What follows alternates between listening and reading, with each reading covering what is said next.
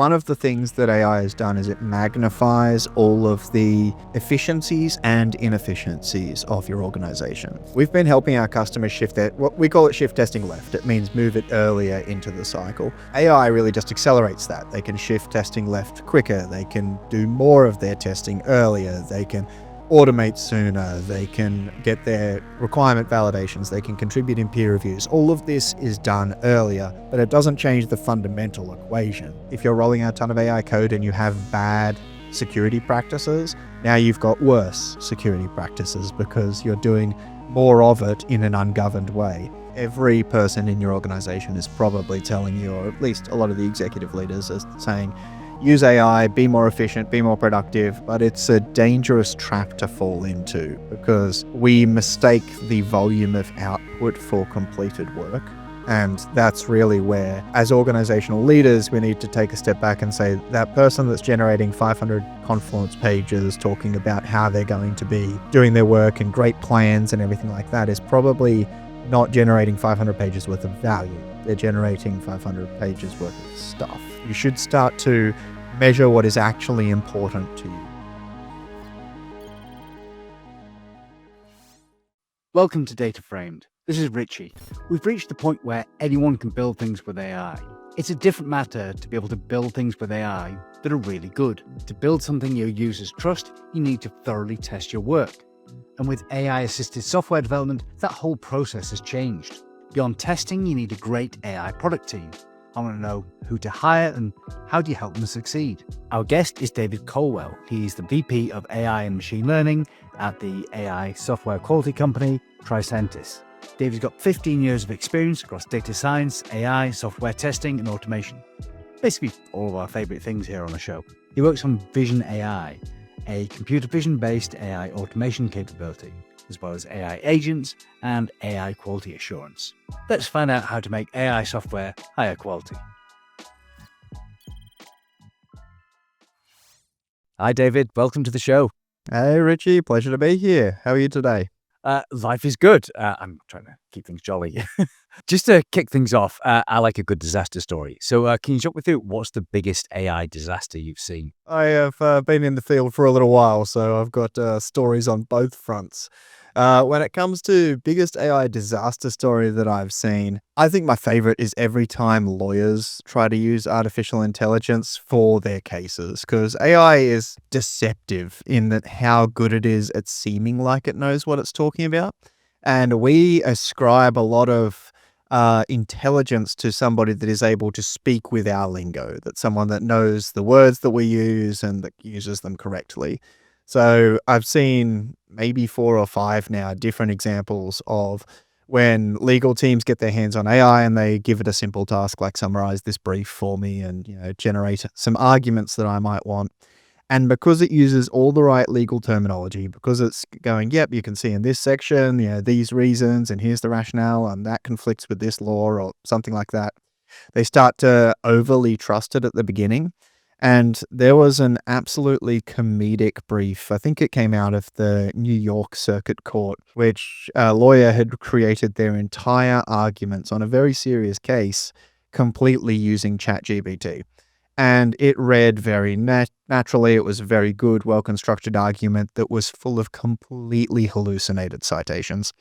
And the resultant, I don't know what you call a legal slapback, but whatever the opposing counsel wrote back in their motion was more or less them scratching their head and saying, well, Your Honor, we don't really know how to respond to this, but every citation in this appears to be completely made up.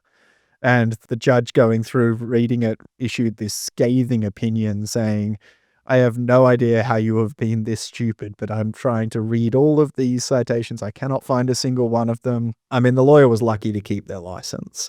They got sanctioned. They got publicly slapped down about it. And the defense they came back with was, I thought that this was like a search engine, that I could just kind of put things in and I only got facts back out. And so I started to trust it. I think that's probably the only reason that lawyer still has their license, to be honest, was because the judge put them into the ignorant and not malicious category. But I think that all of the major AI disasters that I've seen that are at least things that I could have a bit of fun with, not the ones that have truly gone off the track, fit into that category of people having decided to use AI for something that they should not have been using AI for, and putting a bit too much confidence into AI's ability to sound like it knows what it's talking about and speak with great confidence and a vast amount of ignorance. Absolutely. I mean, it's a brilliant story, and it's very easy to enjoy. Like a bit of Schadenfreude there. It's like, okay, lawyers doing stupid stuff.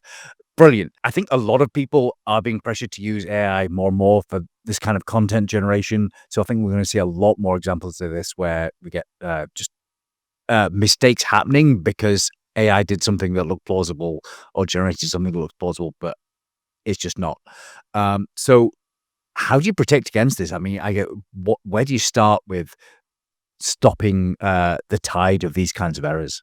It's difficult because on one side, you've got every person in your organization is probably telling you, or at least a lot of the executive leaders are saying, use AI, be more efficient, be more productive. And speaking as a sort of people leader myself, sometimes I fall into this trap as well, where I'll be looking at my team and I'll be like, come on, you've got access to AI tooling. You could have done this much quicker. I believe you could be doing twice as much if you just used all the tools that we had at hand.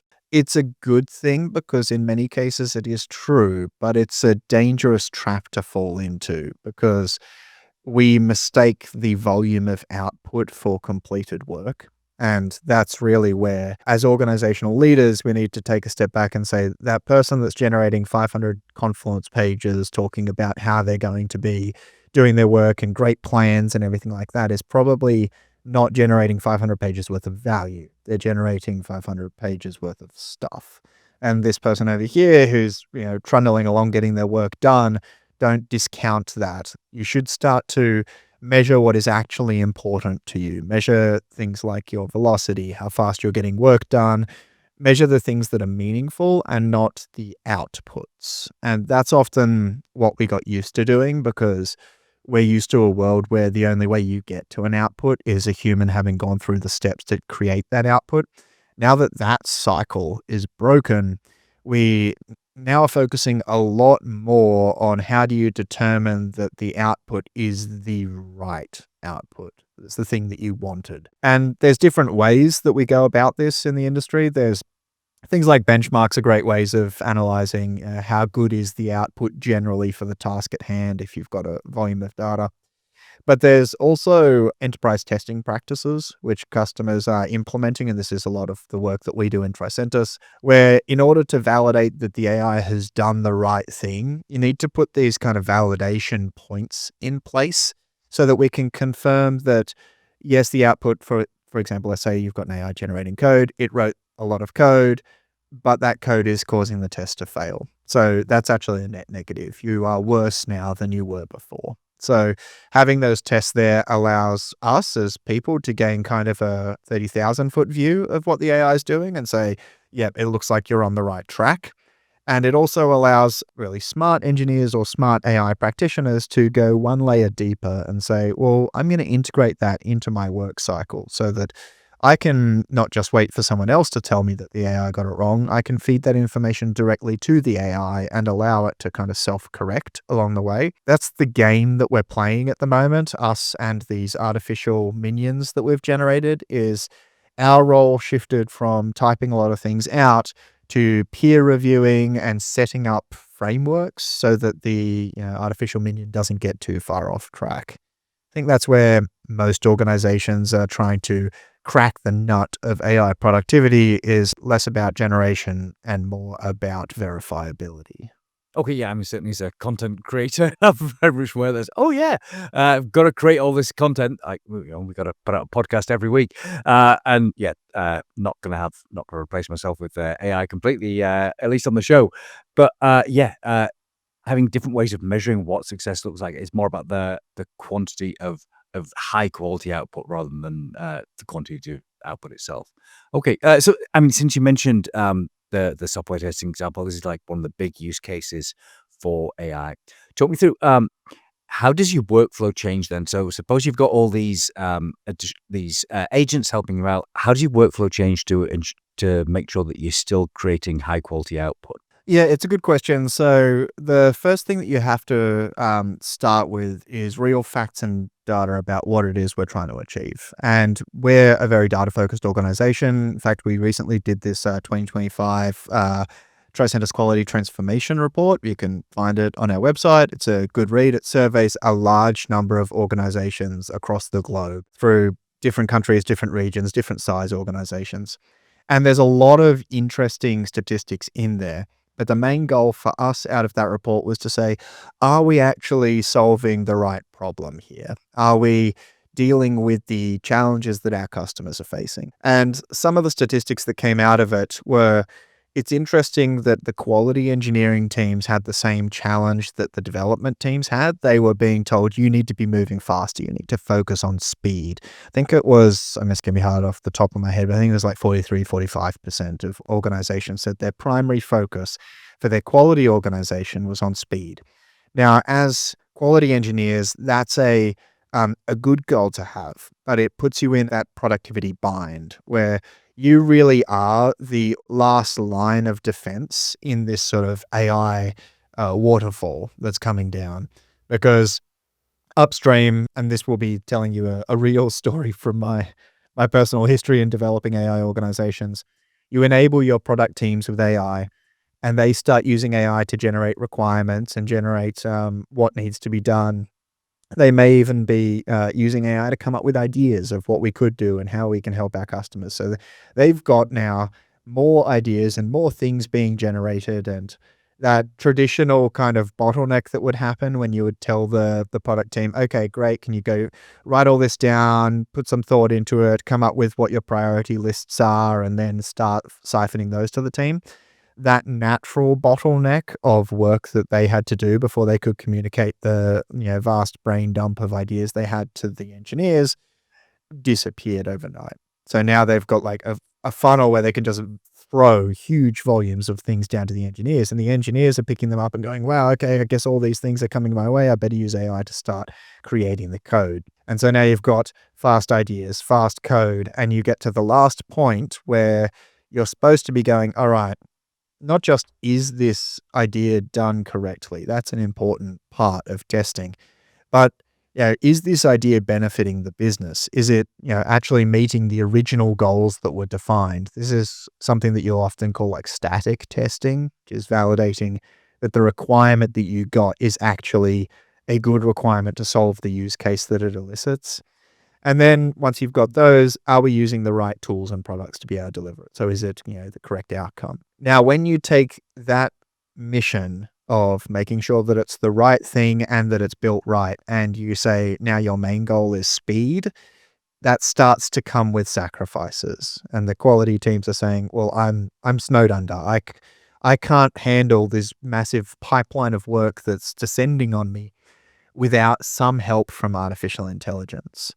And so you end up with artificial intelligence being both the cause and the solution to the problem, where people say, all right, because there's this huge volume of work, I need to be moving faster. The only way I can move faster is to use artificial intelligence. This is where it becomes critically important that these organizations have access to good, reliable AI tooling to use for this. And it really does split into two parts. There's a whole section about how do you test an artificial intelligence itself if you're building a product based on that. But the more common problem is just how do you test artificially generated content? So artificially generated code, artificially generated requirements, etc. And this is where if your testers are kind of trying to also upskill into becoming artificial intelligence engineers at the same time, they're going to be completely snowed under. We recommend that they look for companies, and this is a selfish plug because I work for one of them, that produce this type of tooling. My day job, day after day, is just to find ways to use AI to make testers' lives easier.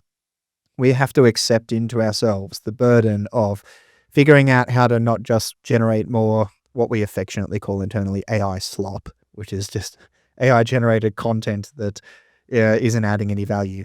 We have to figure out how do we make it relevant? How do we make it accurate? How do we communicate degrees of confidence to the customer when the AI may or may not know what it's talking about, so that we can unlock the speed that these quality engineering teams are seeking in a way that doesn't sacrifice the original mission statement of protecting the production environment, protecting the end consumer from more AI-generated slop. I'll give you one example of where AI has proved critical to solving the problems that AI creates.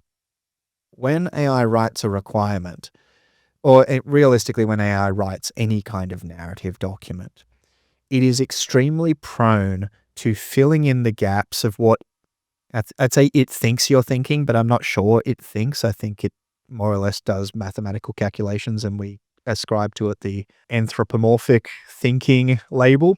But when the AI gets a requirement from you, you can almost imagine that in its head, it's reading all the other requirements it's ever seen. Like, okay, let me think about this requirement that I saw online, or these Jira tickets, or these issues in GitHub, wherever it's seen this nature of thing. And what it comes back with is, well, all of those talked about security and scalability as well. So I'm just going to add some security and scalability things into this requirement. And that one also talked about, policy making decisions. So I'm going to add some policy making things in because your requirement was just close enough to those ones for it to trigger those ideas. Here's where the first of the major AI syndromes, the diseases that infect humanity when it's exposed to artificial intelligence, if you'll excuse the somewhat dramatic phrasing. The first of these diseases is that we feel like we can't slow the machine down. We don't want to be the bottleneck. And so when you get these huge narratives generated by AI, the temptation is that we skim read them. We go, oh yeah, that looks about right. That looks about right. Yep, that's roughly what I'm after. We don't subject them to like detailed review where we're going through and going, do I need that? Why are there security requirements in this AI? Like, I know security requirements in general are a good thing to have, but are those the right ones? Are they relevant to my problem?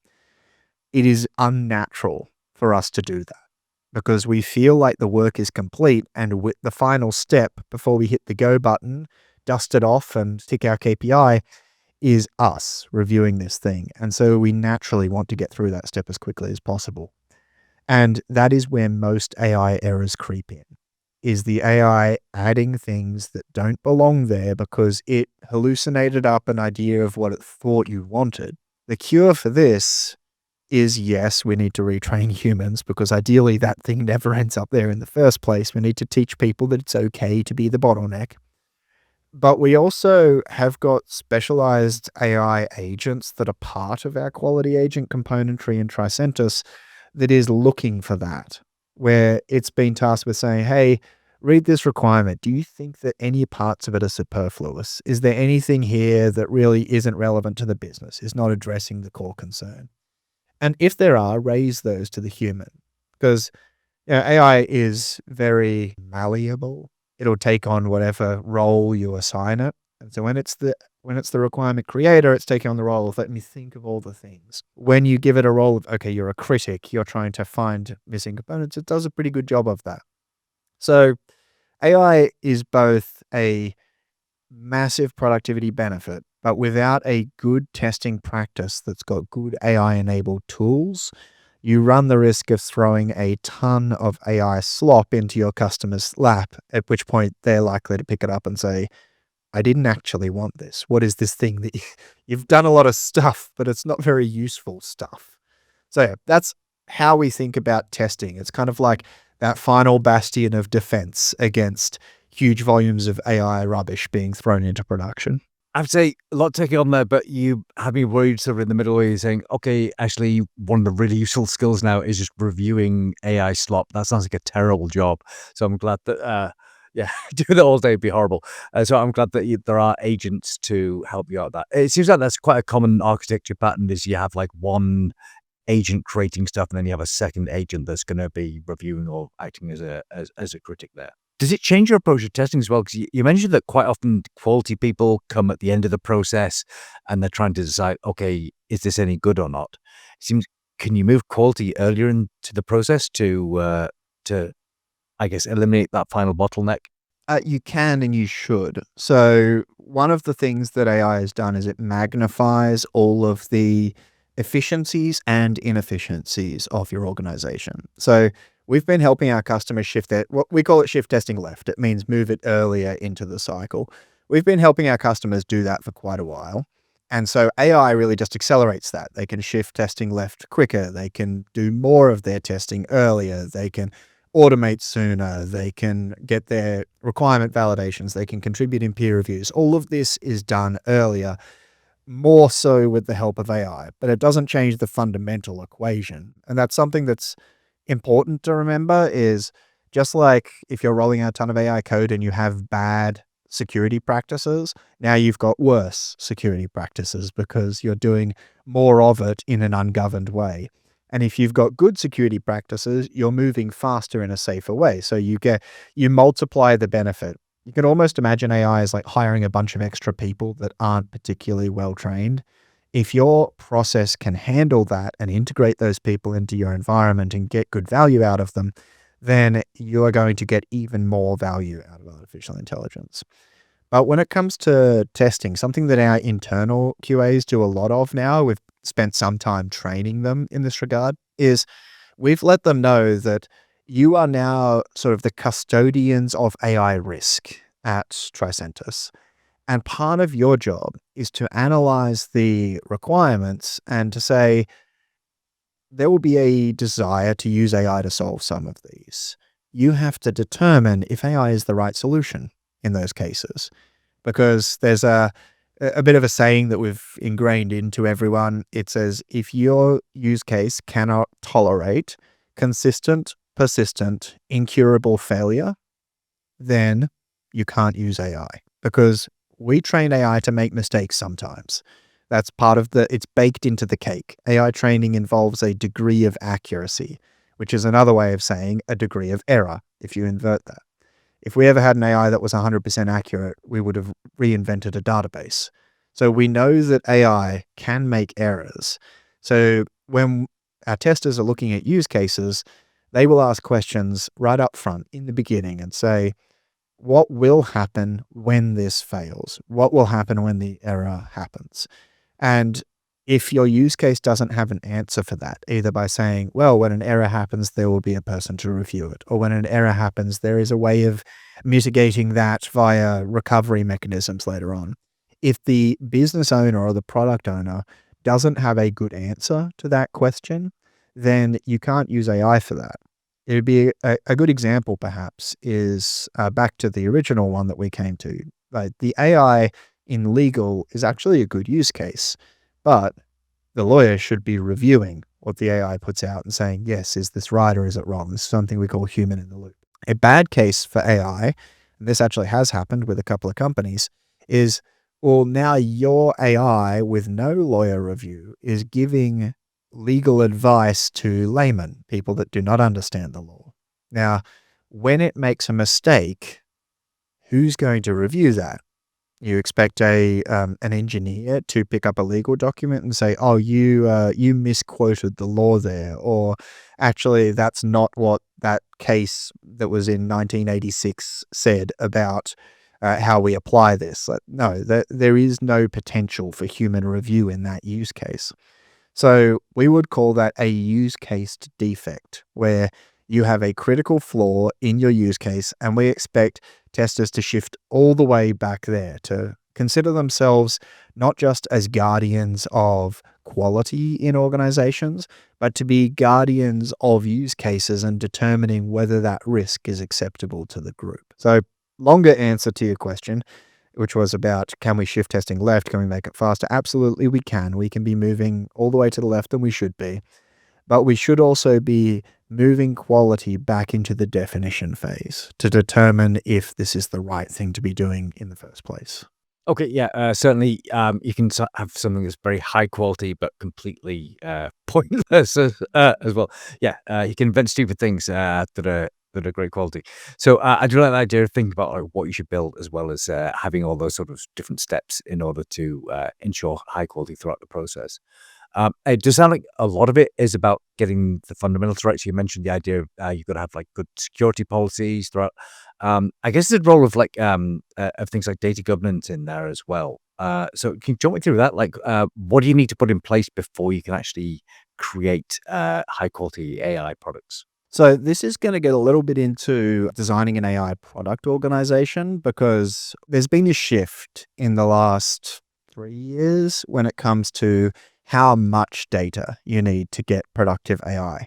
If I cast my mind back, 6, 7 years ago when I started rolling out AI product to our customers, you needed to lead any of your rollout times with 6 months odd of data gathering, data labeling, data cleaning, data science exercises. So you could not even get to the first results of, are we getting a good enough accurate model developed to deliver this outcome, until you already had a data set. And the data set sizes were quite large. Like, you'd be thinking tiny data sets would contain thousands of records that had been labeled. And realistic size data sets, you were into the millions of records that you would require. So it was a very big exercise, and there was a huge focus on data lakes and data pipelines and everything to make sure that that worked. What changed was transformers, which is kind of the underlying architecture of large language models currently, are sort of a bit more general purpose machines.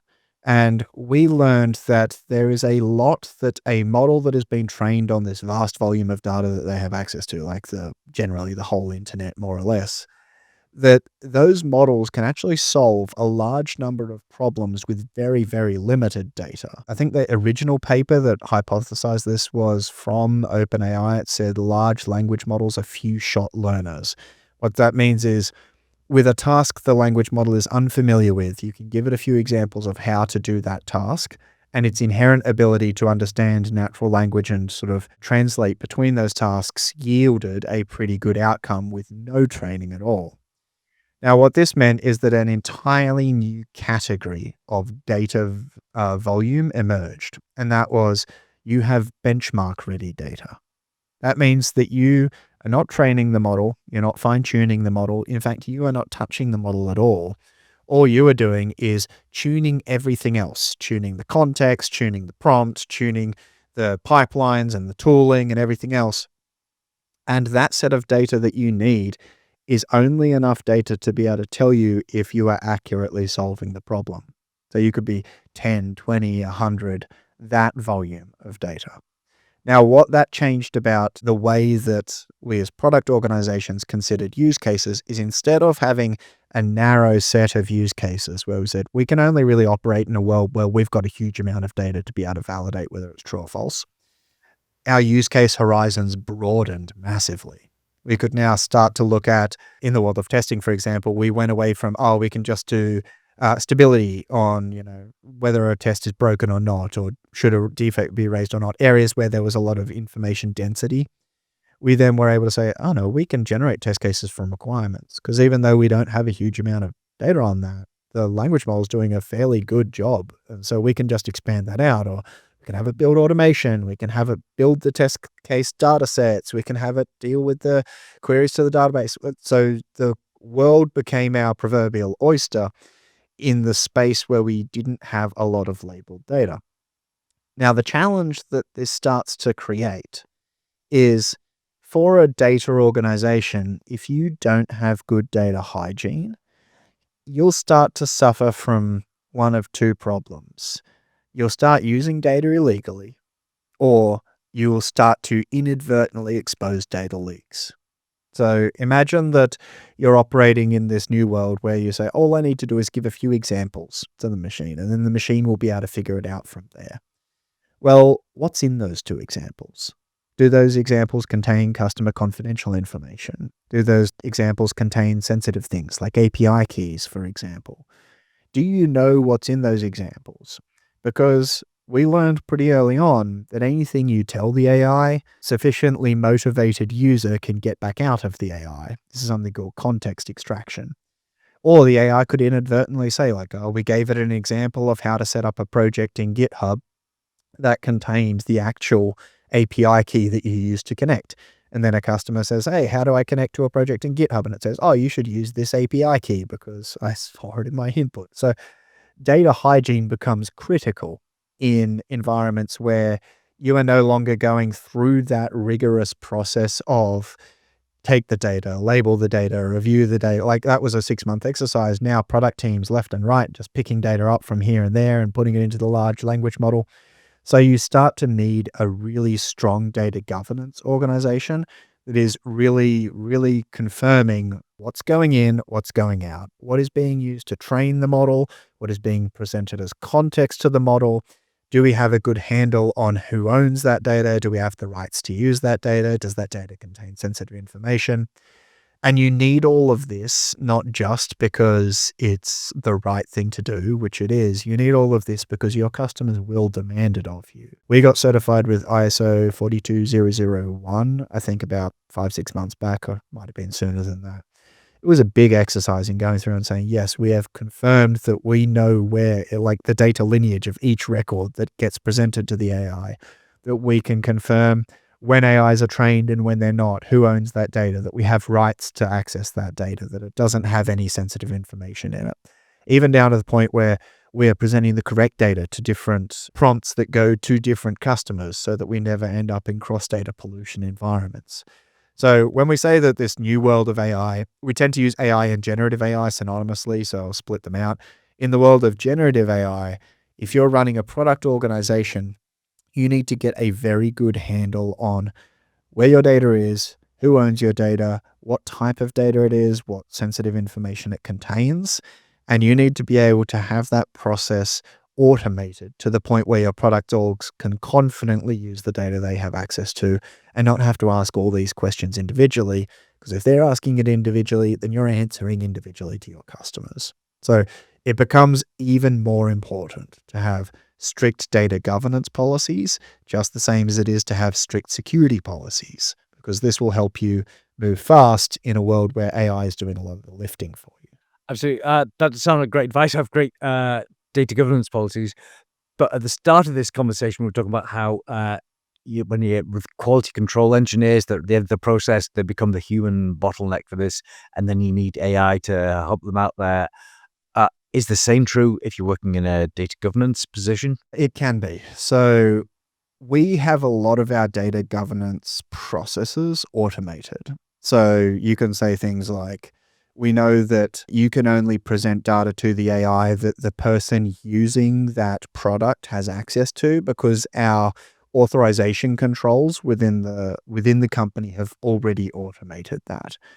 Where it starts to get into the human oversight, now I really do see this as the evolution of the data scientist, is there is an entire new currency being built up around how much Gen AI ready data do you have? And this is more of the data that you have the right to access that has been properly cleaned and confirmed can be used for things like fine tuning. How much of that do you have? Where is it? Who owns it? And how has it been processed? So as an example, if we want to generate test cases, one of the goals that we have is to improve the accuracy of the test case generation. And over the long and medium term, we know that a solution to improve that accuracy is fine tuning. How do you get better results out of an AI? You can add better context, you can add better prompt, or you can improve the base model. So that's what we call fine tuning. Now, if we rely on all the product orgs trying to figure that out, how to fine tune what the right data is, etc., then we're going to end up with a governance nightmare, with everyone having their own view as to what's correct and what's incorrect. And so we have our internal group, banged my microphone there, our internal group focusing on how to get that data Gen AI ready. And that means that it needs to have an automated process set up for each use case, for ingesting the appropriate data, for turning that data into anonymized data that can be used safely in the algorithm, for setting up spot checking policies so that people can go in and review subsets of that data, make sure that it is in fact anonymized, and then implementing training practices and policies that will then actually do the part that data scientists and machine learning engineers are most used to, which is put the data through the model and do the benchmarking. So that thing that used to be the hardest part of everyone's job of, get the model, train the model and do it, is now somewhat commoditized. And the part that used to be someone else's problem, which is how do I get the data and move it into this state where it's ready to be, is now very much the challenge of data scientists. So that's the new bottleneck that emerges. The good news is here, that's kind of a trailing concern. So the pattern that we have in our organization is that you have to go to market with tens of data. So where you know how to validate that's in the benchmarking territory, you know that the process is good. With a model that has not been fine-tuned, with examples that are not created from real data. So there's synthetic examples that have been ingested into the model. And the reason you want to do that is because there is a huge usability question with every AI product, which is we think we're solving the right problem, but we don't know if we're solving the right problem in the right way. And the only way to determine that is to get it into the hands of the people that are doing it and to observe them, to say, all right, how do you interact with this? Like the best example here would be there's a benchmark out there called SWE-bench, which is the software engineering benchmark. And if you look at the deviation between what the questions are in SWE-bench and what real engineers ask the AI to do, it's a massive gap and it's filled with usability challenges. You need to get there as quickly as possible. Once you've identified that, yes, this is the right problem to solve and that we've kind of nailed down those usability challenges, that's when you move into the world of collect the data, clean the data, get the fine-tuning set up. Because now you're trying to optimize. You're trying to go from it's the right problem we're solving into we're solving that problem quickly, cheaply, and accurately. And that's the realm of where data scientists play. So they do become a bottleneck over the long term because as you start to put more and more AI capabilities into production, you start to have more and more of these cases where you're like, no, we need this optimized and that optimized. But it's the lucky thing is that this is almost always trailing deployment. So you're getting value to your customers quickly. It really becomes the internal fuel for your AI organization is to build that data up over time. Okay, so that's interesting. You mentioned the changing role of the data scientist there. So I think, there's been this sort of long-standing thing where you have to spend way too much time cleaning data and then you get to the fun part of modeling. Actually, the modeling part's been sort of taken away. There's more data cleaning to be done, more data governance to be done. Actually, since you've gone from being a manager of a data science team and then machine learning teams, and now you're running an AI department. Talk me through, what's the difference? Like, how is your the profile for who you're hiring changed? Yeah, so I think the big shift went from AI being a thing that was done in a piece of the organization. Like you would have your data science team, you'd have your machine learning team, and they would operate sort of like a services team where there would be a request coming in from business somewhere saying, hey, we need to improve our fraud detection. We've tried all these algorithms and we can't quite get it. Can you guys do one of those magic model things that you do and then see if we can get better results out of that? Or sometimes it would be a reach out. The first examples we had in Tricentis were reach outs where we said, hey, we know you've got this problem. Do you know we can solve that problem with a computer vision object detection model, for example, or improving the accuracy of self-healing with regression models. So it used to be that AI was kind of locked away in a corner to the degree of, go do your magic stuff and then come back to us and we'll try to figure out how to deploy that giant ball of math in a scalable way. The big unlock here was not actually large language models. It was commoditized access to large language models. Because now you've got every product organization under the sun can just connect to an OpenAI endpoint or an Azure endpoint or a Bedrock endpoint. And now they have AI. They've got what they wanted out of the box. And so the biggest challenge at the beginning was making that decision. Do you just let everyone loose because you will gain a lot of cool use cases and you'll get fast delivery by not putting any gatekeeping in place? You can say, go nuts. And this almost made it feel like the entire discipline of being AI people would be relegated to niche companies that deliver like AI models or do what we will call the AI labs. And as a, as a machine learning engineering person, I found that confronting. And the natural feeling was to say, oh no, you can't possibly do that. You don't know all of the activation functions that we know. The challenge was realizing that that didn't matter anymore for a large number of these organizations and a large number of the product teams within those organizations. And so we had a very challenging discussion internally about like, okay, well, what is it that we do now that every place in the organization can roll out AI?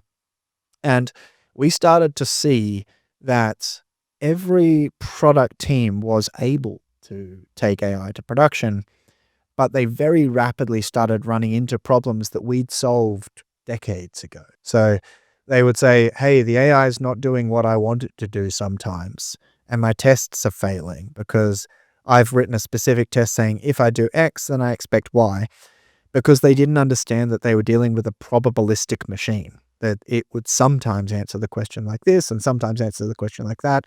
And they found it frustrating and irritating. And they're like, we don't know how to handle this. And we're like, what do you mean? You should benchmark it. Doesn't everyone know that? And that was when we realized that no, everyone doesn't know that. Most product orgs are used to operating in that world of I input X and I get X plus one out because this is an adding function and it's reliable and it's unit testable and everything else. And so AI engineers evolved to take on that role of sort of being like AI architects or AI advisors across these organizations, teaching them, no, that's not how AI works. You should treat it like this. Or, okay, prompt engineering is just another way of saying we've got a magic book of prompt spells that we roll out and for some reason they make the AI behave differently.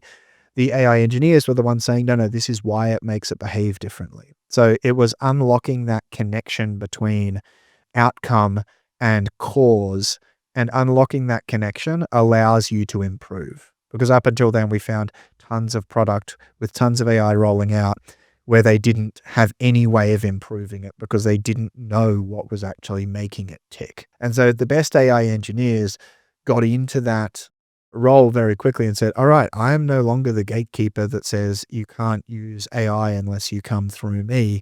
I'm the accelerator that says you can use AI however you want, but if you want to get good outcomes out of it, I'm going to come and help you get there. And so they started doing much more communication, much more holding, town halls and saying, hey, here's what's working, here's what's not. Let's communicate the why behind it to people, not because we think everyone will pick up the back propagation algorithm overnight, but because everyone that we can educate to use AI better will unlock the whole organization to move faster. So that was the journey for the AI engineers. The journey for data scientists, though, was much harder because at the beginning, it very much felt like, why do we even need data scientists? Because we've got this machine that can just operate off very little data that can do its job realistically without any custom data. You could just invent the data on the spot and say, hey, here's what this use case might look like. You know how to do this task. Go do it. And so at the beginning, we were like, oh, what really is the purpose of having a data science team?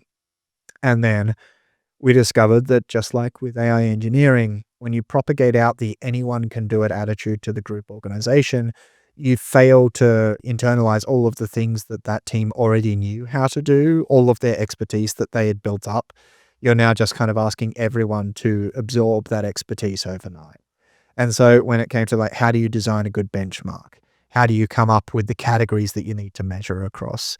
How do you govern against bias in your benchmark? How do you ensure appropriate distributions? What does your confusion matrix look like? The only thing I talked to one team and I said, okay, for this, you're going to need a confusion matrix, because I was still in the mode where I was like, of course you do. This is the way we operate. And I got confusion back from the team, but I didn't get a confusion matrix back because it's a term that they were completely unaware of. They had to Google it and they're like, how do you produce this? What's the point of this? So that's when I realized you actually do need to start propagating out data science as a exercise, as an expert team, almost a guild, if you will, that are able to accelerate everyone else. And that was how we unlocked AI productivity as an AI product team now. Now, how does this change your hiring? Well, you still do need very good machine learning engineers and you need very good data scientists. But we started to see that to roll AI product out, you also needed engineers that can fill the gap between those. Engineers that can say, okay, that's what the data looks like, and that's what the machine learning solution is going to accomplish, and this is what the customer needs. So I need to sew all of these together in a rapid way to develop a prototype, to take it to production so that we can see if we're solving the right problem. And so we were hiring more Python engineers, we hired more machine learning engineers, we hired a few more data scientists, because we saw that AI was becoming so pervasive within the organization that we needed to get very early on capturing all of these skills so that we would have a sufficiently sized enabling team to now go start working with the product teams. At this point in our journey, every single one of our product teams has AI people working in that team. They've got machine learning engineers, they've got data scientists, they've got these Python prototyping engineers that are living and breathing their business use cases, but they are implementing the machine learning and data science practices that we built up over time. So I guess a summary of that journey is every organization is going to face this journey, and you will face the same degree of confronting feeling, there's no better word for it, that we did when you look at where the organization is heading and you get this sense that that's not my role. Like, I don't see that anymore. Like, you're not doing, giant data analyses, building and training models. Like, there's no home for me there. And the encouragement that I would give is there certainly is. You have now become an expert enabler, not a gatekeeper. And that's actually a very satisfying role, because what gave us satisfaction in our jobs was not I trained a model.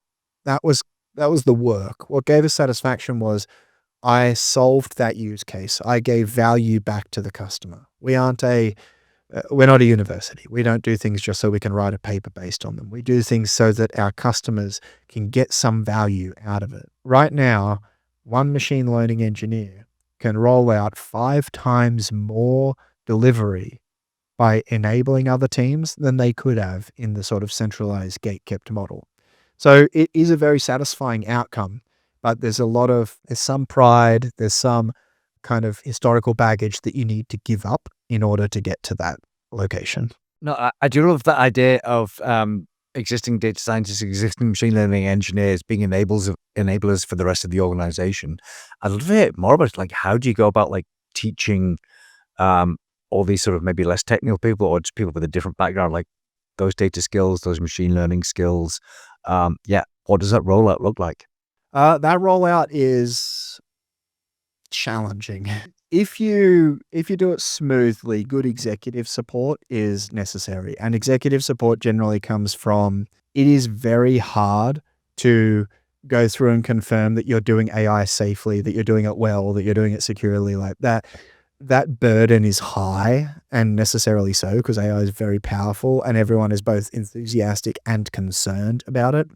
And so having a sort of centralized function of, we know how to do the benchmarking, we know how to do this, and then distributed execution where you send them out, is a model that is, for at least from an executive point of view, makes a lot of sense, because they go, great, I can centralize my community of practice. I can make sure that there is a way that we do this within our organization. So getting that buy-in early on is critical. After you've got that buy-in, the challenge that you're going to face almost immediately following that is people don't feel the pain of doing an AI rollout wrong until they put it into production usually. And that's when they'll have said, oh, we've got this great use case, we rolled it out to customers, and then like support ticket after support ticket are coming in, or they're being told, all right, it needs to do better at this task. And the engineers start to feel that frustration. What do you mean by better? How do I metricate better? How do I go from here to there? Like, if I change the prompt, now it breaks all these other tests that I'd written, and these ones might be like, how do I handle this? And so if your organization is a low level of maturity, then you'll find a lot of pushback from the engineering teams being like, no, you're the lab people. We move fast. We break things. We've got this speed to market that we can, and that will disappear over time as they start to feel that pain. It's important to engage early on in the education and say, we've got a lot of good examples that we run internally of saying, hey, we rolled out this thing, check this out, it does this, this, and this better. Now we upgraded the model. It does these things better and these things worse.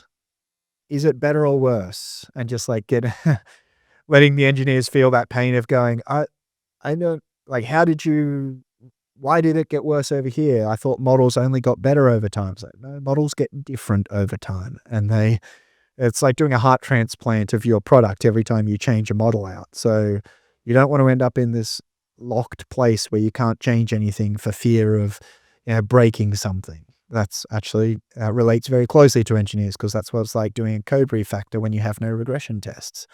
So that rollout starts with, yes, getting executive support, but it also starts with education and showing people, hey, this is what we do. This is why we do it. Not just hiding in the research environment and saying, you all don't get it. You don't understand our statistical brilliance.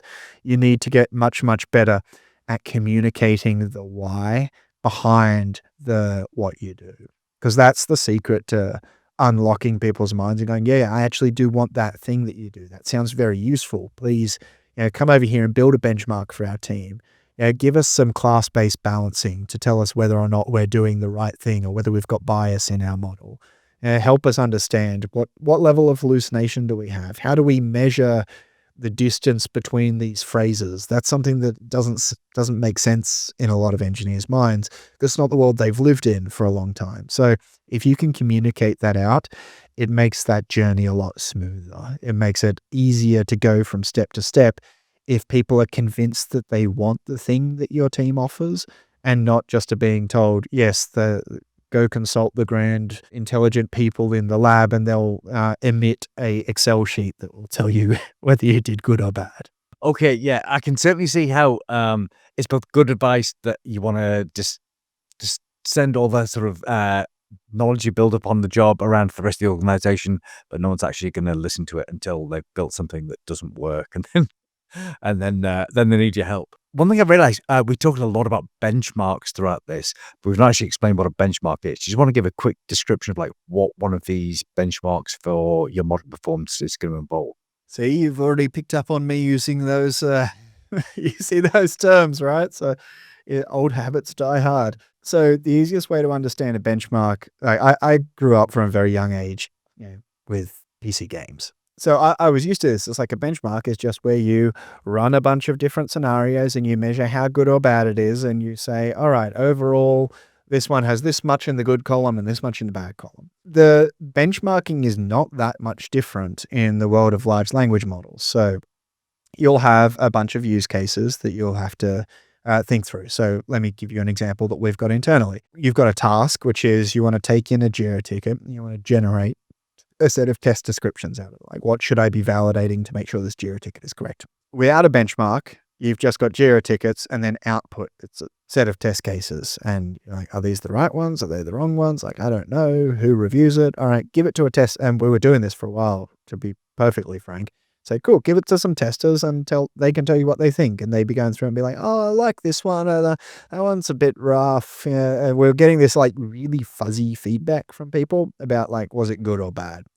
And so what we did was we went through and gathered a set of these Jira tickets and we curated what we thought were the ideal sets of test scenarios to be generated for different categories. So what are the functional tests? What are the security tests? What are the performance tests? And then whenever we change the AI, which is kind of that combination of context, prompt, model, training data, all of that. It would kind of loosely call that VAI because people think, oh, you only benchmark new models. No, you benchmark any change to that stack. So when we changed that stack, we would go in and say, go back through, feed it in a set of Jira tickets and look at the outputs and tell us, did it get the test cases that we created? And how many of them did it get? How many of them did it miss? And so on and so forth. And that's a benchmark because we get out of that a set of statistics saying, this is how good it was. This is how bad it was. This is where it got better. This is where it got worse. Now, we view that as a testing activity because those are the test cases of an AI product where you go in and you say, how right is it and how wrong is it? And if you do that well, you unlock engineering teams to iterate much faster.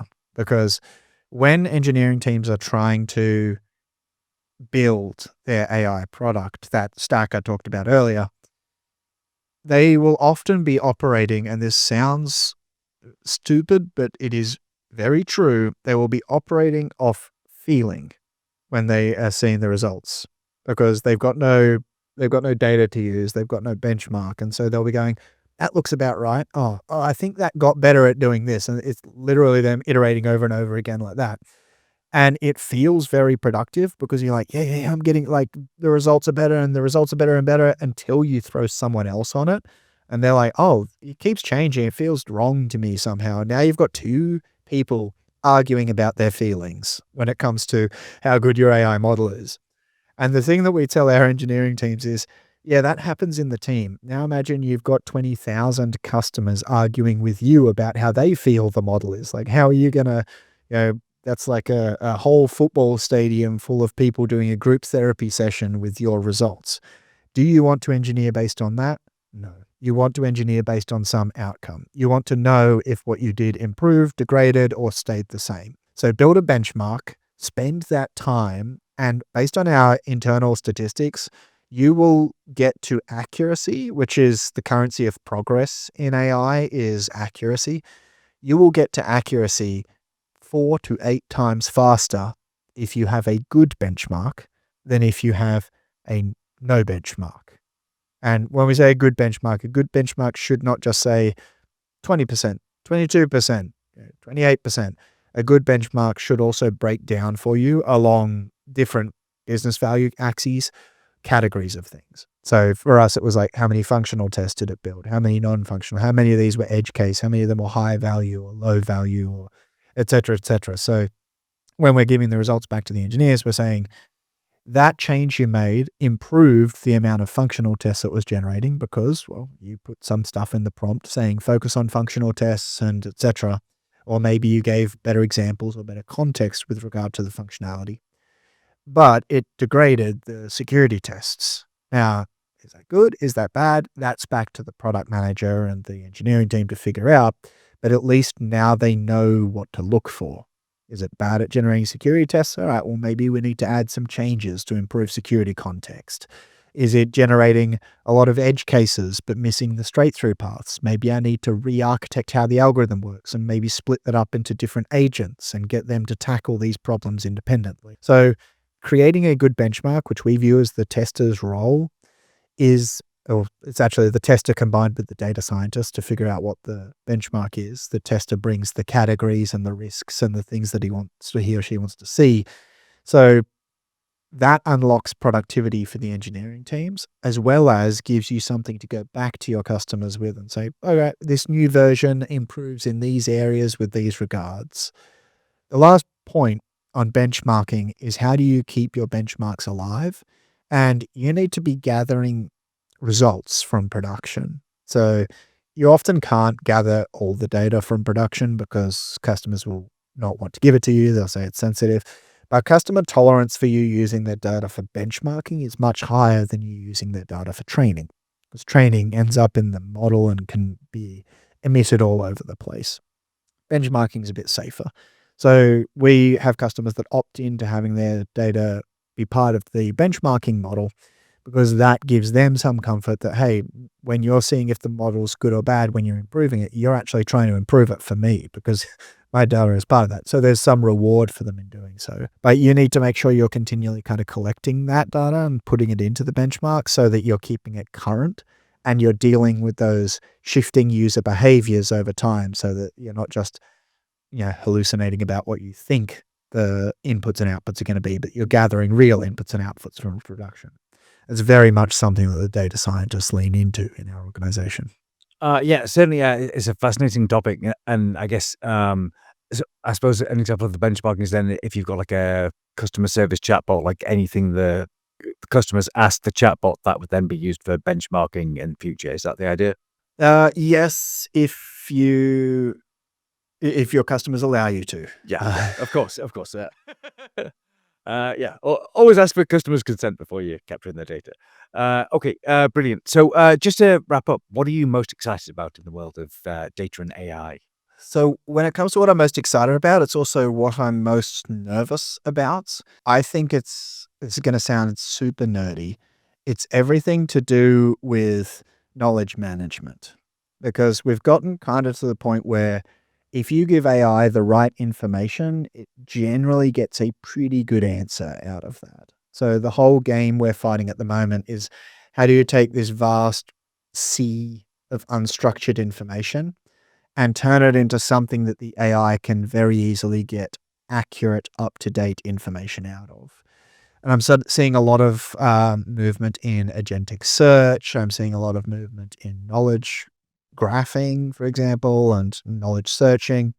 And I think that those spaces, those are the key unlocks for the future of artificial intelligence. In the more near-term view, the less nerdy view of what I'm excited about, it's a lot to do with agents. I'm very excited about agents becoming our everyone says like an agent's going to be your peer. I kind of view it as an agent's going to be your employee. Your employee. As an employee of an organization, you're going to have your own sets of agents that you build and manage and that do work for you. And I think that that excites me because for our customers, that feeling of being snowed under and being drowning in the volume of work that they have, I see agents as a cure to that. And we at Tricentis, we are rolling out these agents for our customers. We've already launched one. There's 2 more in the pipeline to help our customers, get this value sooner. That excites me because I think the world is a lot more fun when you can delegate some of that dull work to agents to get done. As long as we don't lose our our intelligence and our ability to review and understand when the AI is right and wrong, I see that as a very exciting future. So the nerdy side, knowledge management gets me because I'm still an AI nerd at heart. But on the actually coming soon and productive and out there in the world, agents are something I find incredibly exciting. Oh yeah, I'm right there with you. Yeah, knowledge graphs and like the graph transformers, very very exciting on a technical front. But yeah, the big stories of this year for sure is AI agents automating dull work. Fingers crossed, all the dull work goes away. Yeah, and we don't just end up as AI slot reviewers. Finally, I was want more people to follow. So, whose work are you most excited about at the moment? I follow a lot of what the AI Frontier Labs are doing, and for me, the most exciting company out there still is Anthropic. I love the work that they're doing in being responsible with artificial intelligence.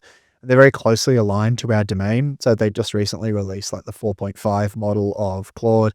That model is already a very good coder, and it's just starting to get better and better at these technical tasks. Because we're in their sort of enterprise space, I follow a lot of what they do they put MCP into the world. They've released the Claude agents. I think that that channel has a lot of potential still to milk out of it. When it comes to the knowledge graphing work, it's kind of a toss up for me. There's so many companies that I follow in this space that I couldn't really pick a winner out of all of that.